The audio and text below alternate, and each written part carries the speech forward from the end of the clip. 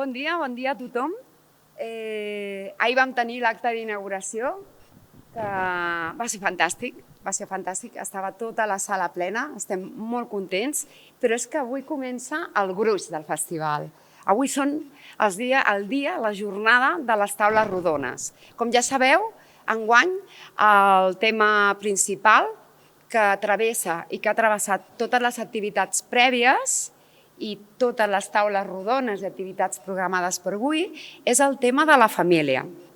Bé, llavors comencem amb un dels apartats que vam encetar l'any passat. En tindrem 3 i els vam encetar i programar amb aquesta voluntat que es perllongués per a les altres edicions. I un d'ells és la taula de novetats, tecles i lletres. I ara ja sabreu per què. Ens acompanya la Mònica Socias, que des de la primera edició del festival hi és present sempre, l'estimem molt. Ella moderarà la taula rodona i ens presentarà les novetats de tot el curs, tot i que hem repescat una, que és la novel·la del Santi Sirvent. Ens van quedar amb moltes ganes de convidar-lo l'any passat, però no passa res perquè la literatura no caduca, ja porta la segona edició i havia de ser-hi. I, a més, aquest format comença, com no, amb unes tecles de la meravellosa Elisabetta Mironova. Moltíssimes gràcies per assistir i que gaudiu molt d'aquesta jornada.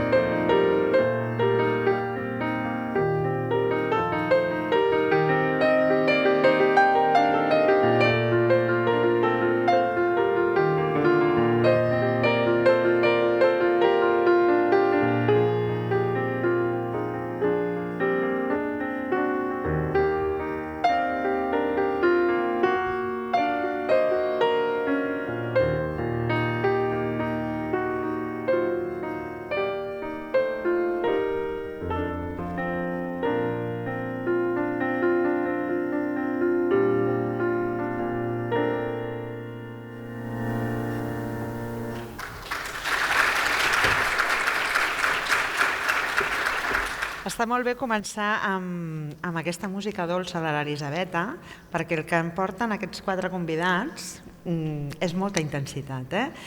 Aquesta setmana he conviscut amb tots ells i realment m'heu fet esfereir, cada un d'una manera diferent. Però ara entrarem en detalls. Jo també haig de dir a la Raquel que sí, estic aquí des de la primera edició i és magnífic poder jugar a casa i fer-ho sabent que són 5 anys, que s'ha consolidat, veure també cares que repeteixen tots els voluntaris, per tant és una alegria i feliç 5è aniversari, perquè jo penso que és una fita important. Però anem al que toca i ara us presentaré cada un d'ells i farem una petita sinopsi per col·locar-nos tots en el lloc del llibre. Santi Sirvent, ell és, me'n va agradar això, enginyer de camins, canals i ports, que això impacta molt ja per començar, i penso que també dibuixa una miqueta el personatge. Jo penso que no sé si els perfils que hi trobarem a la novel·la s'han inspirat en algú de les teves oficines, dels teus projectes. Això hi entrarem més endavant. Actualment et dediques a l'enginyeria civil i també col·labores com a professor a la Universitat de Lleida.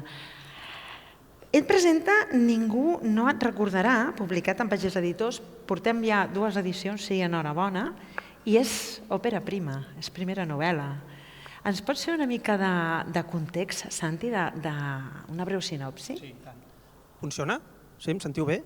Perfecte. Bé, primer de tot i abans de començar, agrair al festival i a la Raquel en particular el fet d'haver volgut comptar amb mi per aquesta edició del festival i celebrar i felicitar-vos també per la celebració d'aquest tipus de festival que promouen les lletres catalanes. Bé, en relació amb el meu llibre, sí, jo soc enginyer de camins, per tant estic relacionat amb un món que poc té a veure amb el món, diguéssim, més creatiu, més de lletres, no? I de fet, el context del llibre i el per què, si voleu puc començar explicant el per què de la creació del llibre. No sé, és que jo em començo a enrotllar. Una breu sinopsi per posar-nos en context. Una breu sinopsi.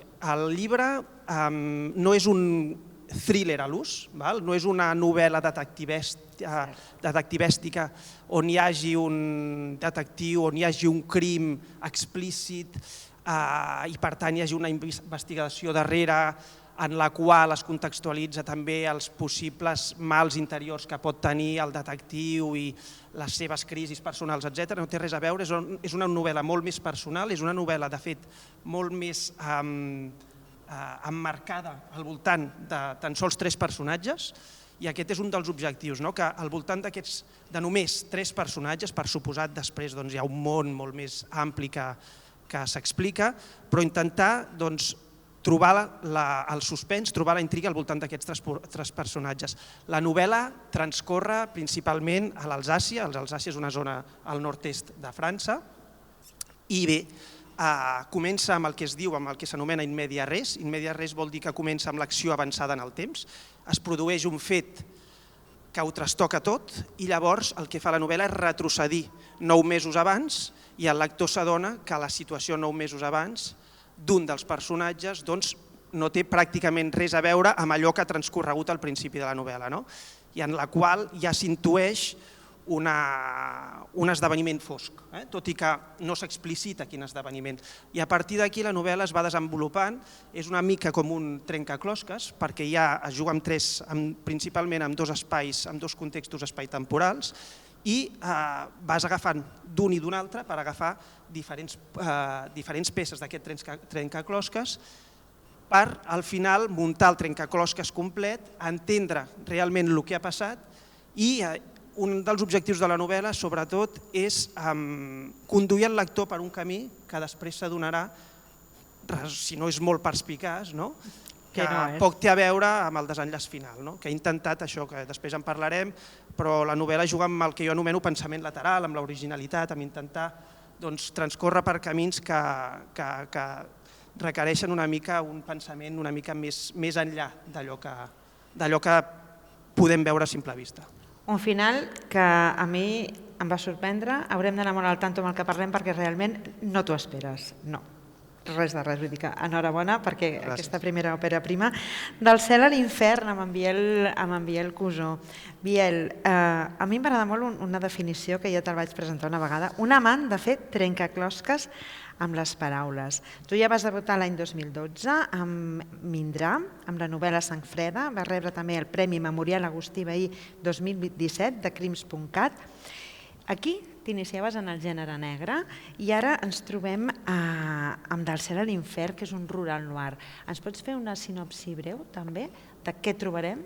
Sí, m'és una mica difícil sense això que deies. Sense fer spoilers, sense explicar res. Posa'ns en context de què trobarem a l'inici. Al final, la gent que som de ciutat, o molta de la gent que som de ciutat d'origen, hem idealitzat moltes vegades la natura, els pobles, la vida, diguem, més en natura, i volia, quan vaig començar a escriure aquesta novel·la era una mica el buscar-li la part no tan idíl·lica d'aquesta vida. Llavors la novel·la va d'una família que se'n va que està farta de la ciutat, sobretot ell, el protagonista, són una parella amb una nena, i la primera part és simplement, la primera part del llibre, un viatge que fan d'uns dies a la muntanya, en una casa rural, i on es veu tota aquesta idealització que tenen, que en realitat és així, però arriba un moment que passa alguna cosa, que tampoc puc explicar massa, i que comporta unes conseqüències que la resta del llibre es tracten d'explicar i veus com ho viuen. Al final hi ha un drama aquí al mig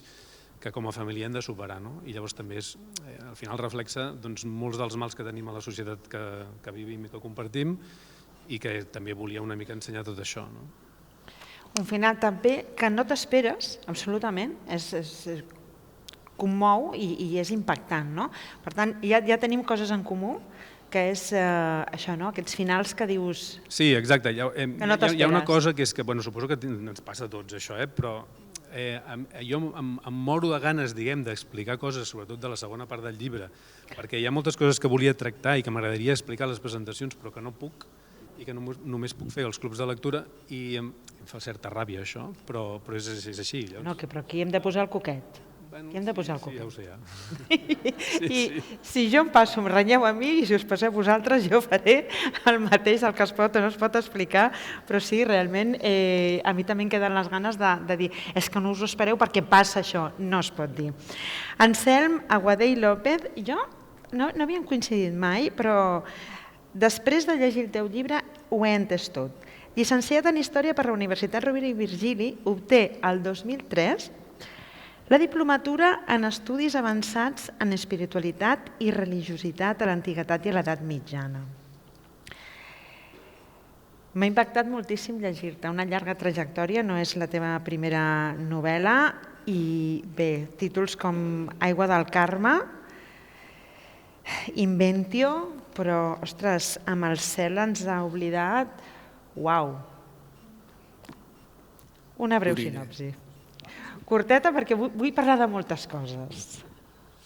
Bé, és una novel·la que pel tema que tracta és dur, però jo sempre que he fet algun club de lectura amb ell dic que és una novel·la que parla molt de relació molt bona entre germans, de relació d'amistats, de relació que es troben molt fermament amb els seus sentiments, però esclar, és una novel·la amb molta maldat, també. És una novel·la dura, que comença a Tossa de Mar, en un restaurant, surt una parella, s'està embrellant el cotxe, i bé, en un moment donat hi ha un accident i algú del cotxe desapareix amb un maletí. I a partir d'aquí passen bastantes coses. Jo aquí sí que faré un incís, perquè em va fer molta gràcia quan vaig començar a llegir la novel·la. Recordo, fa molts anys, i a més a prop d'aquí, vaig veure un accident també, i recordo que el senyor, és que és curiosa la vida, després diuen que els llibres, no, la realitat supera la ficció. Aquell senyor només tenia obsessió, quan va baixar del cotxe, nosaltres el volíem treure i ell volia tornar al cotxe perquè volia agafar un maletí. No sé què duia aquell maletí, no ho sabré mai. Millor, després d'haver llegit la teva novel·la, millor no saber-ho. No coneixia aquesta història, però vaja. Però vaig pensar molt i que és que la inspiració a vegades, no? I em va recordar molt aquesta escena. Un final que no t'esperes, i la doble cara de les persones, la veritat és que està molt... Sí, és la hipocresia social, sobretot de les classes altes. I em poso, evidentment, una miqueta amb l'Església, que és un tema recurrent amb les meves novel·les. Sí, ja entrarem en el tema. I per acabar tenim en Pep Roura, amb Monsieur Diògenes, que un llibre fascinant també. M'agrada, escriptor per vocació i creador d'històries. És la teva primera novel·la, t'haig de dir que també magnífica, i tu estàs... Tu ja la comunicació, a mi... Tu m'hauries d'explicar coses a mi de la comunicació, perquè és el teu món. La teva trajectòria s'ha mogut entre la imatge, el cinema, la comunicació, i per tant això també es veu i queda reflexat en la teva novel·la. És una novel·la molt visual, amb un final també... És que m'ha sorprès, perquè són finals que absolutament pots intuir mínimament, però tampoc et pots imaginar. Què trobarem una miqueta a Monsieur Diògenes? Perquè hi ha molta teca també aquí. Mira, et contestaré amb una pregunta. Coneixes els teus veïns? Coneixeu els veïns del poble? Els que teniu al cantó?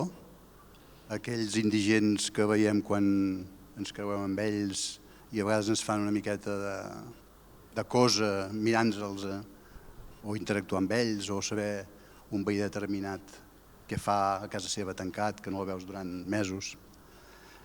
La Messia Diògenes és una història d'una venjança que es cou a foc lent. Haureu de llegir la novel·la perquè poques coses podem explicar que no ens donguin ja un... que no sabem la guitarra, que diguem. Aleshores, és una venjança que comença d'una manera poder una miqueta humorística, perquè hi ha una sèrie de detalls que van passant, una sèrie de càpsules que es van repetint durant tota la història, fins a arribar al clímax final. I ens trobem amb l'Església, també. També. Que també dona una realitat molt fosca del que s'ha viscut i del que es viu en aquests moments. Realment són novel·les fosques, les quatre, amb uns personatges que ostres, no hi ha gaires grisos, vull dir, aneu... o són bons o són dolents. També hi ha grisos, anem forts. Són molt potents en el sentit que hi ha moltíssima foscor. A mi m'agradaria preguntar-vos a tots, a veure, ja sabem que si mires les notícies t'inspires fàcilment i podries fer les novel·les més fosques del món.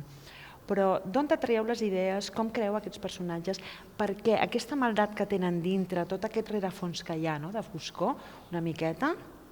En el meu cas, primer de tot, jo he intentat en aquesta novel·la que els personatges no siguin plans, és a dir, que vagin evolucionant, siguin allò que es diu rodons, que vagin evolucionant al llarg de la novel·la, que tu vegis una perspectiva del que són i al final vegis que segurament allò que eren al principi segurament canvia quan llegeixes l'última pàgina i tens la imatge completa de tot el personatge o de l'evolució que ha transcorregut del personatge dins el llibre.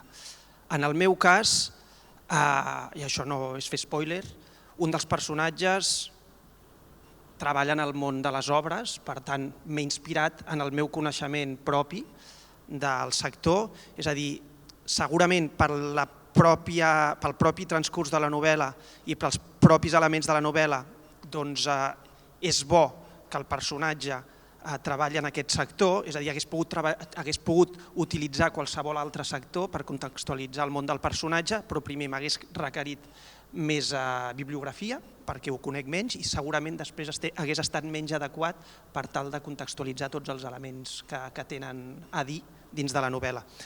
I en aquest sentit, això és el personatge masculí, la meva novel·la hi ha un personatge masculí principal i dos personatges femenins principals, i els personatges femenins també del meu entorn. Jo crec que al final, no sé si coincidireu amb mi o no, però al final tots, d'alguna manera o altra, busquem a la nostra realitat per configurar els personatges dels quals escrivim i al final són una mica un reflex, una distorsió o una part d'allò que veiem o d'allò que és nostre propi. En el meu cas ha estat així. I la família, després parlem de la família, perquè tots tenen aquest punt també, és molt important això. Biel, els personatges potser no són excessivament foscos, el que és la família en si. Ara, ens has deixat... Hi ha uns somnis del protagonista que sí que veus que l'home té uns patiments... Els que vivim al poble hem quedat molt mal retratats, Això ja t'ho vaig dir, no ens deixes en massa bon lloc. La cosa era aquesta i també una mica lligat amb el que deia el Santi, o sigui, al final, com a mínim a mi, veig que ell també una mica, ens deixem dur una mica pel nostre entorn, pel que hem viscut, pel que sabem, pel que coneixem, és evident. I aleshores, en el meu cas, sí que és veritat que he notat una cosa que tampoc faig de forma conscient, és que els meus protagonistes són molt jo. I crec que cada cop més, i no és una cosa premeditada, però clar, al final és una zona de confort que no sé si està bé o no com a escriptor que passi això, però m'hi sento molt còmode i tampoc m'hi he barallat amb això, saps? I m'hi sento molt còmode. Llavors, pel que fa als altres personatges, en aquest cas, en aquesta novel·la, l'origen de tot plegat ve d'una experiència pròpia, d'una mica lligada amb això que deia abans, d'arribar... Fa 8 anys vam anar a viure en un poble petit i vens de ciutat, que tens idealitzat la vida de poble, la vida rural, i al cap d'un temps vaig tenir una història que ara tampoc explicaré perquè molts ja la sabeu, però el resum és que em vaig trobar en un lloc sense saber que hi havia una plantació de marihuana i quasi m'hi quedo directament, o sigui, van sortir 3 gossos, un senyor molt enfadat, persecucions, per sort, tampoc va ser molt pel·liculero perquè jo em vaig poder, estava com amagat, anava jo amb un dron gravant, tota una història. I a partir d'aquí va ser quan vaig fer un clic i vaig pensar, hòstia, potser la vida a poble no és tan idíl·lica com sembla. Que ja ho sabia perquè al final nosaltres ja portàvem vivint temps allà i et van explicant coses i saps que han passat coses al llarg de la història en llocs petits, no cal anar a una ciutat amb molts habitants perquè passin coses justament. Hi ha molts merders, no? I a partir d'aquí vaig pensar, ostres, doncs una família com la meva, potser amb una criatura més petita, fent això, marxant de vacances uns dies fora i de cop que els hi passi una cosa grossa, com si a mi aquell dia, que per sort no m'ha passat res, els hagués passat alguna cosa i a més amb una criatura petita, que és una de les meves pors més grosses, no? I com passa alguna cosa, i com la família enfronta a tot això, per mi era com una mica el repte de tractar la novel·la. I després aquí ens has embocat amb altres temes, però bàsicament és això. Gràcies, Biel. Amb el cel ens ha oblidat, nosaltres ja ho hem dit abans, quan t'hem presentat, que era una història dura, que comença amb molt de salseo. Sí. Amb molt de salseo. Però de cop i volta hi ha un gir de guió, llavors surt tota aquesta maldat, tota aquesta part més fosca que no voldríem que existís, que jo penso que tots voldríem esborrar, perquè és actualitat. De fet, el títol, El cel ens ha oblidat, no era el primer que vaig trobar, ni molt menys, era, no sé, tractava del maletí, doncs, no sé, el maletí maleït o alguna cosa rara d'aquestes, no? Però escrivint la novel·la em va sortir la frase aquesta, no sé quina pàgina, i posa el cel les ha oblidat. I dic, ostres, si el cel ens ha oblidat és que la cosa va malament, no? I dic, doncs aquest és el títol. Pel que fa als personatges, lliga una miqueta amb la que ha dit ell, no? Qui coneix els veïns, no? És que... Qui coneix els veïns i qui coneix la família? Hi ha la part com dius, no tinc... Qui coneix els veïns i qui coneix la família? Qui coneix la veu, també. Jo després d'haver-los llegit també, ara els hi deia amb el Santi, no tindré més cites, Clar, tu agafes els personatges fins a una certa part de la novel·la i és allò que a vegades sents a les notícies que ha passat alguna cosa i li pregunten als veïns, és que semblava un molt bon noi, és que era normal, no? Anava a comprar, sortia, feia això, anava amb els amics, no sé què, i en sé que aquest noi tan maco i tan, o noia, tan maco, no sé què, resulta que es carrega algú per gust de carregar-se'l, no? Això les notícies. La novel·la no va massa per aquí en aquest sentit, però és dura, clar. I la maldat aflora d'una manera molt forta, perquè quan aflora la maldat no hi ha qui l'aturi, i això ho hem vist a qualsevol lloc. A part que en totes les meves novel·les, aquesta em sembla que és la 6a, dic, doncs, jo sempre agafo una qüestió social i d'allí en trec la novel·la, no? Creo els personatges, creo els caràcters, creo, etc. I em surt el que em surt. Sí, algú em diu, ves al psicòleg, però jo... No, és una realitat, és una realitat tremenda. Que clar, quan ho llegeixes, jo soc sincera, a veure, t'impacta, però clar, tots som diferents. Jo sempre quan he presentat la novel·la dic, el meu dubte escrivint aquesta novel·la era el grau de duresa que tenia que utilitzar en les paraules i en les frases perquè la cosa sortigués bé. I ha sortit el que ha sortit. No, el grau de duresa sí, hi és. Jo precisament tenia marcada la frase: no m'he plantejat mai l'existència de Déu, ara sé que no pot haver-hi res, ni humà ni diví, que permeti això. I a aquelles pobres noies és evident que el cel les ha oblidat, però nosaltres les hem de tenir ben presents. És una història de dones també, ja hi entrarem. I bé, continuem amb en Pep Roure, també primera novel·la magnífica, Monsieur Diògenes, que Diògenes ja sabem, amb el títol ja podem entendre una mica com anirà, però només per fora, perquè quan entres dins, voilà. Canvia tot, Sí, canvia. Sí. Els llibres, Pep, Sí. aquella pila de llibres, ja la trobareu? La pila de llibres d'allà, home, espero que baixi, aquella pila. No, la pila de llibres espero que baixi, la que teníem por que baixés és la de la novel·la. Vale. Oidà, Oidà. Sabeu. No, jo parteixo estàvem parlant del mal, jo parteixo de la premissa que tots portem el mal a dins. Jo crec que una part de nosaltres seria capaç, potser en circumstàncies extremes, potser per defensar-nos o per defensar la família, d'actuar d'una manera o una altra. D'això en diríem que potser seria un mal menor. Però veient una miqueta com està el món, dona molt de joc. Aleshores, aquest Messió Diògenes, que com bé dius, té aquesta síndrome, que això ho podem explicar perquè té un significat molt important dintre de la novel·la, és una persona menjada per l'odi. Per això actua en una venjança en tot el poble. L'acció també passa en una zona, diguem-ne, rural, que és Dinan, és una població de la Bretanya francesa. No sé si algú d'aquí ha estat, és un poblet meravellós, d'aquests que quasi que és com un decorat. Aleshores, la gent que viuen allà, suposo que hi viu gent, perquè hi hem estat i sembla que tot sigui això, com la Roca del Village, no? Molt cuqui. Sí, molt cuqui, tot molt cuqui. Aleshores donava aquest joc de saber què fa aquesta gent a dintre, no? Què han fet durant tots aquests anys, durant quasi 50 anys, com s'ha desenvolupat la vida d'aquesta gent. I a partir d'aquí descobrim uns secrets que estan latents dintre d'aquesta família, que són la família Jubon, parlem de la família, que era una família benestant, però que va anar menys, pel que sigui.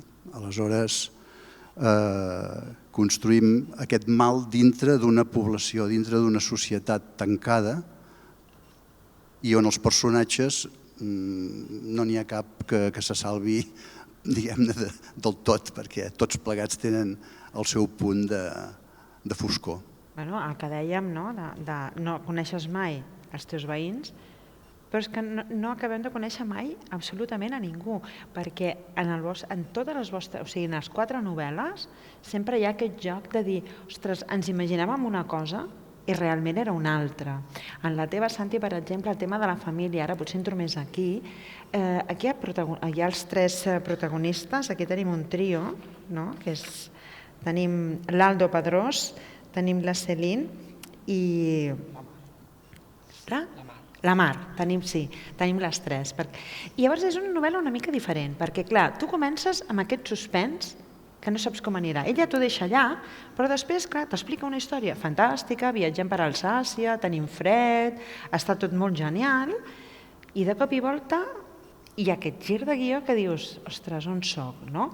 Però els sogres, el fet de marxar d'un lloc, que les dones sempre deixem la feina moltíssimes vegades i comencem de zero, la maternitat, el tema de totes aquestes relacions familiars és molt present, sobretot amb els sogres, Oidà? Sí, la meva novel·la està articulada a través de 2 parts. La primera part és una mica més de construcció, sí que hi ha aquest esdeveniment que hi ha al principi, que crea el suspens, que crea la intriga, tot i que no saps ben bé el que ha passat, és a dir, hi ha una desaparició, quan l'Aldo i la Céline, amb això no diem res, no fem cap spoiler, l'Aldo i la Céline se'n van a viure junts, tot és molt bonic, tot és de color de roses, el que passa que quan l'Aldo torna de la feina, doncs resulta que la Céline, que s'ha mudat el dia abans a casa seva, la Céline és una noia francesa perquè estan vivint a Alsàcia, doncs resulta que la Céline no hi és. I en lloc d'això, en lloc d'haver-hi la Céline, mentre ell està buscant i veu com unes taques vermelles al terra, doncs resulta que truquen a la porta i són 2 policies que li anuncien una desaparició, que una noia ha desaparegut. Llavors, com deia, l'acció retrocedeix en el temps.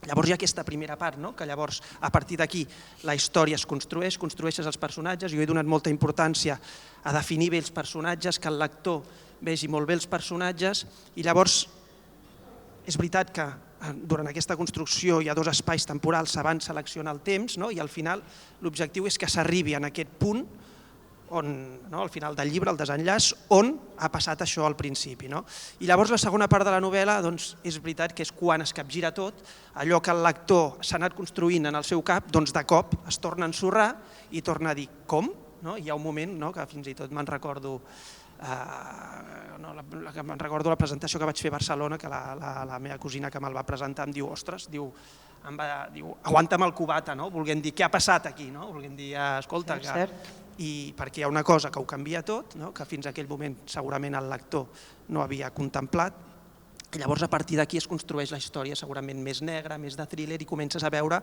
la segona part, la perspectiva. Fins i tot t'adones, que això és un petit spoiler, que alguna escena s'explica però des d'un altre angle. Aquí està.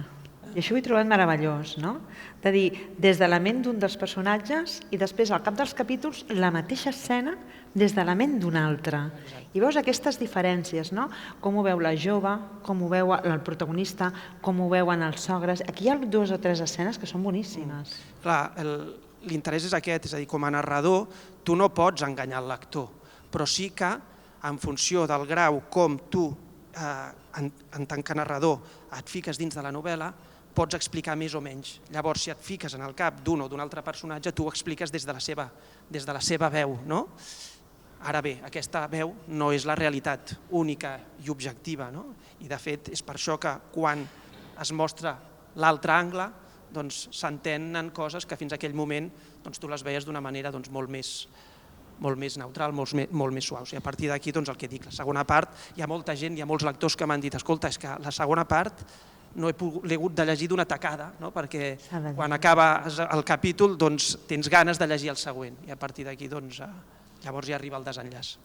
Jo ara enllaçaria una miqueta també amb el tema del poble, amb el Biel i el Pep. Biel, el teu final també és absolutament inesperat, no podem comentar res perquè llavors sí que desfaríem la novel·la, però treballar com impacten les coses que passen a la vida, com no està mai res escrit del tot i sempre hi pot haver un gir de guió per molt que no et puguis imaginar. Clar, aquí tenim un pare i una filla que al final viuen un calvari, però la vida sempre t'acaba sorprenent. Això que has dit ja has donat una pista aquí. No, ja sabem què passa al principi de la novel·la, després ja ho veurem al final. Sí. Clar, les víctimes aquí, a veure, hi ha víctimes diferents. Per una banda, la mare és víctima d'una cosa i el pare i la filla són víctimes absolutament d'una altra. Viure amb això, com és? Escriure sobre aquest dolor. T'he de dir, jo soc molt de patir amb el que escric sempre i sobretot quan són coses com aquesta, que de fet ja ho faig una mica especialment, no el fet de patir, sinó d'escriure coses que em preocupen, evidentment, i les pateixo molt, la veritat. I m'he trobat més d'una vegada plorant davant del teclat, vull dir, soc així d'emocional, ves? I és una cosa que m'agrada, perquè ho visc molt intensament i jo crec que també queda reflectit molt a l'escriptura, això. Aleshores, en aquest cas, clar, lliga una mica amb el que deia abans, que hi ha coses de la segona part del llibre que no puc explicar massa, però sí que és veritat que sí que explicaré que hi ha un salt de 10 anys entre la primera i la segona part i, per tant, la nena que té 5 anys en té 15 a la segona. I com viu tot això una nena de 15 anys, 10 anys després que passi, és un element molt important que a mi m'agradava tractar. En el moment que vaig escriure això, el meu fill gran tenia 15 anys, ara en té quasi 17, però en aquell moment era una cosa que em preocupava, una situació així, no perquè m'hagués de passar a mi, sinó perquè al final et poses a la pell d'altres famílies que passen 10.000 milions de coses així o pitjors al món i que literàriament són molt atractives, la veritat, i hi va haver patiment, Pep. Abans parlàvem de la família i d'aquests llocs o llogarrets petits on poden succeir moltes coses. La família és important en les històries, però no a vegades potser la família com la coneixem, sinó els grups que es creen familiarment. En el Messió Diògenes hi ha una família, hi ha un pare i una filla que és el capità de la gendarmeria, que no s'entenen, es comuniquen a través de pòssits, d'aquests de colors, en tota la casa. La noia no té mòbil, el seu pare ja diu que deu ser l'única del món que està desatesa en aquest sentit. Hi ha altres famílies, hi ha la família del Jubon, Hi ha la família del Jubon quan eren petits, en l'orfenat, que és quan comença una miqueta, doncs... Aquell orfenat, si unim després també... Si parlem de l'església, tots dos, mare meva. Continua.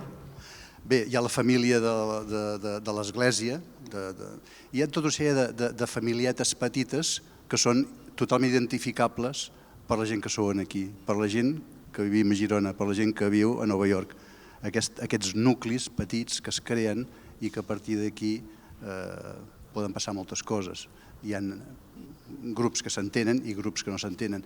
Hi ha una família que és la dels amics, també, hi ha tota una colla d'amics que són aquests petits delinqüents que ens estem trobant sovint en els pobles i en les ciutats, però que no deixa que són grups familiars que intenten interactuar, intenten subsistir. I a partir d'aquí no podem dir gaire res més. És que és una llàstima que no podem explicar-ho tot. És el que deia en Biel, no? Ens agradaria explicar-vos com vam crear aquella escena o de l'assassinat o que es descobreix això, o aquell gir, com se'ns va ocórrer, com plorem, no? Jo també m'emociono quan estic escrivint. I si m'emociono i tu plores, jo crec que el lector farà el mateix. O sigui, si ens creiem nosaltres que estem escrivint allò que sentim en aquell moment és perquè d'una manera punyent també farà així, pam, fotrà una patacada en el lector per bé o per malament. Perquè de secrets, tots quatre, n'estan plenes les novel·les. I parlàvem de l'església, d'aquest orfenat, ara també anirem amb l'Anselm, perquè la teva família, sort que tenen diners i són de l'alta societat. Sí, Déu-n'hi-do. No sé, m'ho estic repensant tot això també. Sí, a veure, el que diu ella és ben cert, quan estàs escrivint, clar, tu t'hi poses dintre, inclús els mateixos personatges a vegades et duen cap a llocs on potser tu no voldries, però el mateix personatge quan el crees t'hi du, no?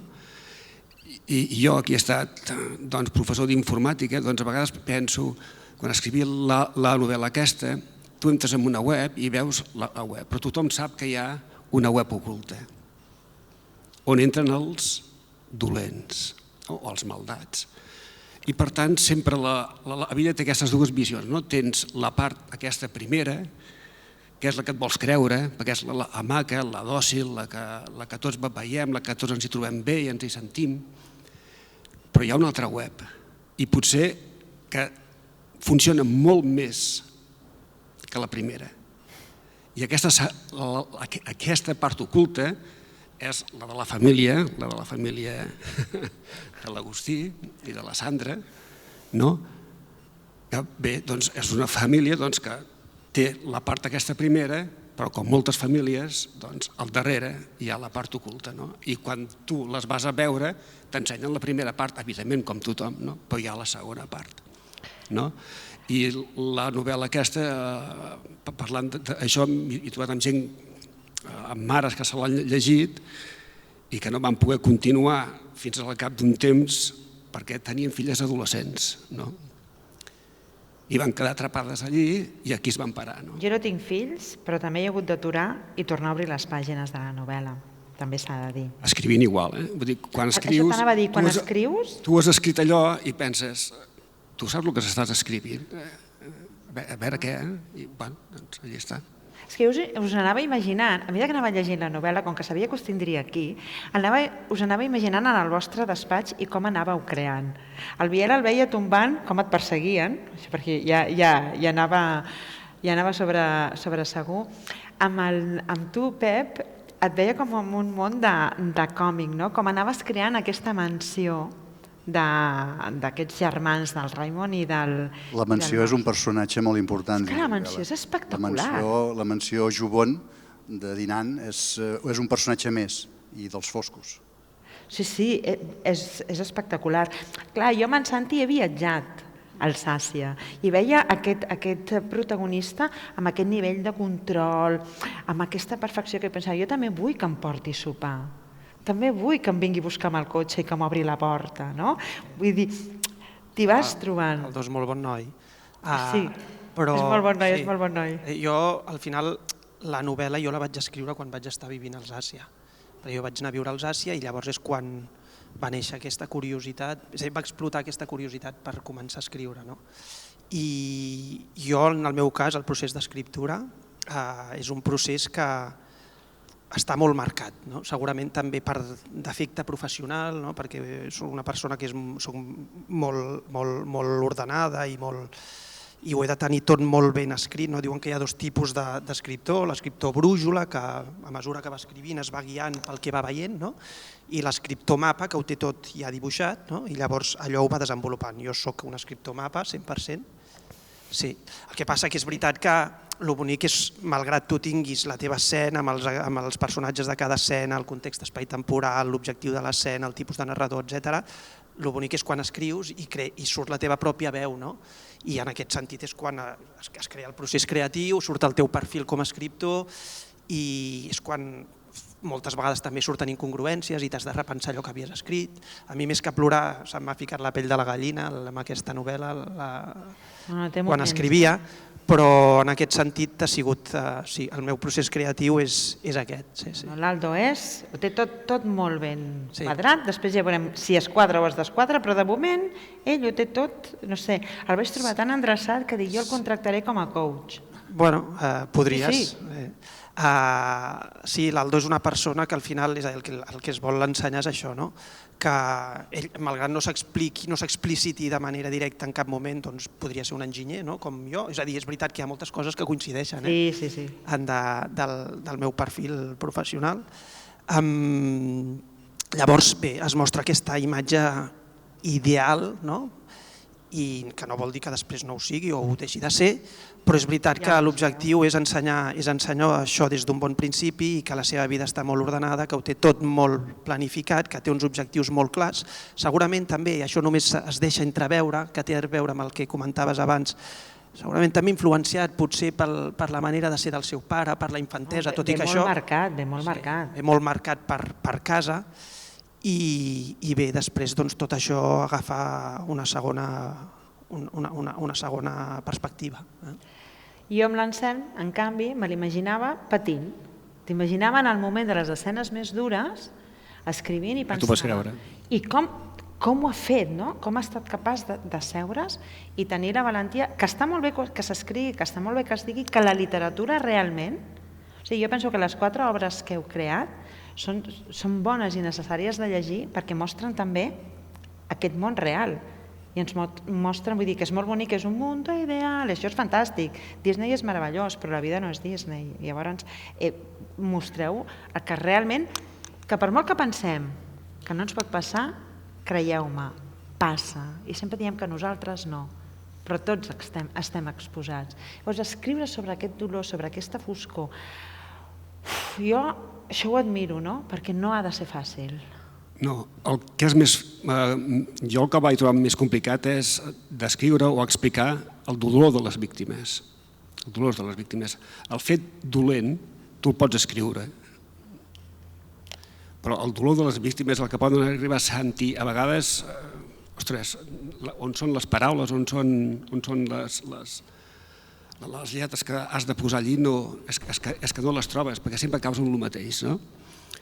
I és complicat. El dolor que sent les víctimes, noies, adolescents, aquí, on...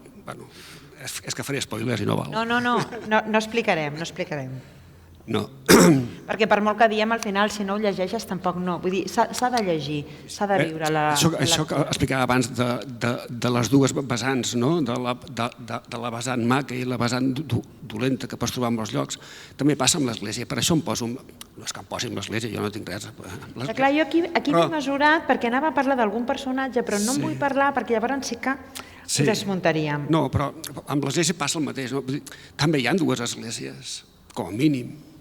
Hi ha l'església que jo puc descriure aquí, per exemple, o no tant, diguéssim, l'església del Vaticà, però també hi ha una església, no sé ara, del bisbe Casaldàliga, del Brasil. També és la mateixa església, i no té res a veure aquella amb aquesta. Per tant, ostres, el fumut és quan resques, no?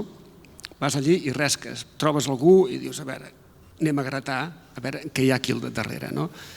I a vegades en trobes coses bé i a vegades en trobes coses malament. De fet, quan signo el llibre, les presentacions i tal, la frase que poso, perquè sempre poso una frase, no hi poso allò, desitjo que t'agradi, no sé què, que ja està bé, no? I gaudeix amb la lectura, etc, que sempre queda bé. Però jo sempre agafo una frase que fa referència al llibre. I en aquest llibre vaig posar una frase que em va agradar quan la vaig escriure, la vaig rematar moltes vegades, que diu: la maldat s'amaga sovint rere l'ombra de la bondat. Anoteu-la bé, perquè és així. Aplicable absolutament als 4. A mi m'agradaria preguntar-vos, ara tu m'ho has posat molt bé, Anselm, a mesura que heu anat tenint feedbacks sobre les novel·les, perquè clar, jo ara m'ho miro des de la meva mirada lectora i ara fem una taula rodona, però sempre des de la meva mirada com a presentadora. Però quins feedbacks, quins altres feedbacks heu anat tenint? Coses que se us hagin repetit molt, que els lectors, lectores us hagin dit o que us hagi sorprès perquè potser no us ho esperàveu. Ara sí que hem de començar a accelerar una mica. La paraula que a mi m'ha sortit més és angoixa. Angoixa. Lectors angoixats o lectores angoixades. Això no vol dir que no el pugueu llegir. Però... No, a mi no em sortia angoixa, per això està molt bé de veure més mirada. I la necessitat, a partir de poder ser la segona part de la novel·la, de voler-lo acabar, de tenir aquella pressa de saber com es desenvolupa aquest final, que és un final una miqueta curiós, no? Dintre dels finals que poden ser a la novel·la negra. És que tota la novel·la en si ja és curiosa, les coses com siguin. Aleshores aquest seria el feedback, no? Una immediatesa per acabar-lo, un cop s'ha començat, perquè hi ha ganes de resoldre, i acabar amb una angoixa galopant. Hi ha hagut qui se l'ha llegit en una setmana, hi ha hagut qui se l'ha llegit en una tarda, en 4 o 5 hores. Aleshores... Aquí jo, d'una tacada. Doncs aleshores això dona aquesta sensació de malestar llegint, que al final és un benestar, perquè la història, doncs... No necessitem acabar-la, sí. És que la paraula és angoixa. Angoixa, sí. I casa molt amb la teva. Sí, la paraula és angoixa i el feedback que sempre m'arribaven a mi eren sobretot del que he dit abans, de gent que tenia fills i que quan llegint la novel·la se'ls imaginava que a ells també els hi podia passar allò que està passant a la novel·la, tant fills adolescents com fills menors, etc. Però el feedback és aquest, i l'altre és de sorpresa, perquè és que a mi em tenen com una bona persona, i clar, quan llegeixen la novel·la diuen: ostres, Anselm... Sí, Anselm, a mi també m'ha passat això, no t'ho volia dir, però és cert. Diu, semblaves una bona persona. Dic, home, espero ser. A la primera pàgina vaig pensar, ui, aquest senyor, quanto salseo, no? Sí. Perdona, però això ens pot passar a tots, perquè abans deies com construïu aquests personatges tan malvats, no? Aleshores, algú ens pot dir, home, aquest en Pep o l'Anselm o... Sí, fins i tot un germà meu em va trobar un dia i diu, ja he acabat la novel·la. I dic, i què? Diu, estàs malalt, no? Dic, ostres, Joan, potser no cal. Dic, sí, bueno. Home, és que... No, ja anireu llegint, ja. Els que no ho hagueu fet, ja anireu llegint. Biel. Aquesta mena de comentaris també, amb to de broma, però sí, més d'una vegada.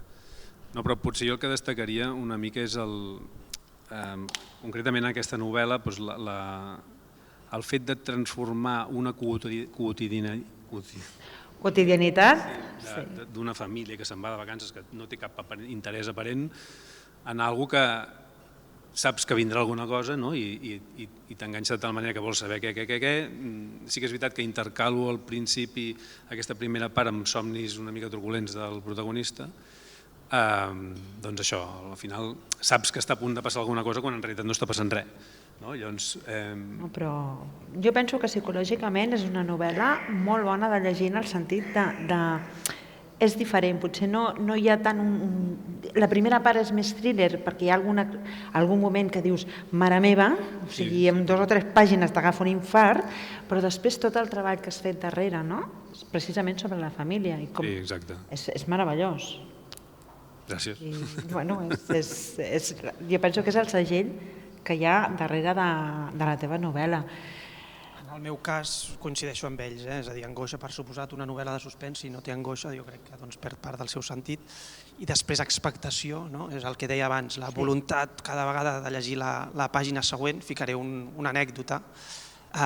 Un company meu, un amic meu que se'l va llegir, va ser un dels primers lectors zero d'aquests que et diuen la teva opinió fins i tot abans de publicar-lo, i me'n recordo que un dia a les 4 del matí rebo un missatge d'ell, i ara diré una paraula lletja, em va dir cabron, i dic, ostres, què ha passat? Dic, s'ha enfadat, i diu, fins ara m'has tingut llegint, per fins ara que no l'he pogut acabar, diu, fins ara que estic llegint, i eren les 4 del matí. Llavors, expectació i sorpresa, perquè segurament també al final el desenllaç és molt inesperat, hi ha un gir que ho canvia tot, però no per això, és a dir, aquesta és una de les voluntats del llibre també, un dels primers propòsits, intentar que sigui original, que el desenllaç s'aparti del pensament més directe, però que no per això es perdi la versemblança, que igualment pugui ser creïble, pugui ser real, i de fet és una història de 3 personatges que podríem ser nosaltres mateixos. Aquesta és una de les altres coses, que és una història propera i que forma part del nostre entorn. Esperem que no, però... No, passa. Sí. Passa. Hi ha uns quants Aldos que van passejant pel món. Unes quantes Mars i algunes quantes Celins. Sí, uns quants de tot, però és cert que en el teu cas és, quan vas llegint penses, ostres, no sé cap on va, però bueno, tu llegeix i ja trobarem el fil del que acaba passant. I clar, de cop i volta, jo m'he sentit molt com una de les protagonistes, no direm quines, que tens com un clic de dir, ostres, és això, no? I és aquell moment.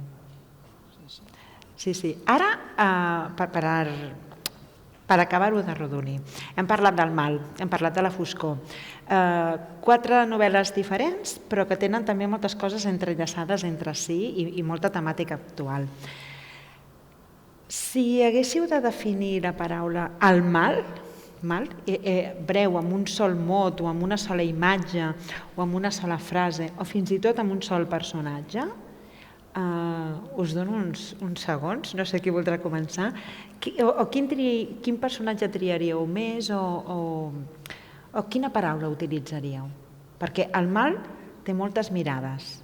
Vosaltres n'heu tocat unes quantes, llargues, No sé, què diríeu del mal? Aquesta no us l'esperàveu. Si voleu, començo. No. Sí, Santi. El mal, jo crec que al final, no sé si estaria molt d'acord amb el que deies, que tots tenim el mal incorporat. Jo crec que al final les persones, per naturalesa, són bones i és la vida o les experiències el que les porten en funció del que viuen i de com reaccionen aquests estímuls externs, el que les porten a actuar d'una manera o d'una altra. En el meu cas, segurament són el resultat, moltes vegades, segurament la infantesa, la infantesa, allò que viuen, que perceben, i és quan més interioritzen. És una manera, al final, de sobreviure el mal, i en aquest sentit jo ho relacionaria això. Jo crec que el mal, a part, és molt humà, més que animal, és a dir, humà, la persona també és animal, però jo crec que és més. Els animals al final no actuen amb un propòsit darrere malvat, amb una intenció dolenta, sinó per instint. En canvi, les persones sí que tenen aquesta capacitat de decidir. I en la meva novel·la, de fet, hi ha un moment, quan està passant tot allò que està passant, que el personatge que ho fa pot decidir si ho acaba del tot o no. I ell ho acaba del tot o ella ho acaba del tot. I per tant, jo crec que al final està relacionat amb una voluntat darrere i al final és la conseqüència de com responem als estímuls que hem anat tinguent durant la vida. Hi esteu d'acord, no hi esteu d'acord? Teniu la vostra mirada?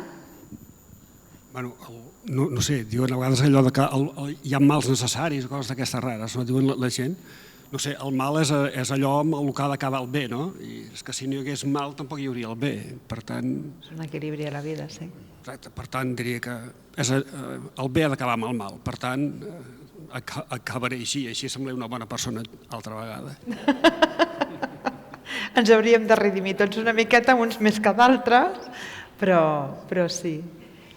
Jo la veritat és que no sé què respondre, Mònica, però sí que el trobo com un ingredient molt important per mi a l'hora d'escriure. O sigui, és un ingredient absolutament brutal, però No sabria què dir-te, sincerament. Com a mínim per escriure, està molt bé. Sí.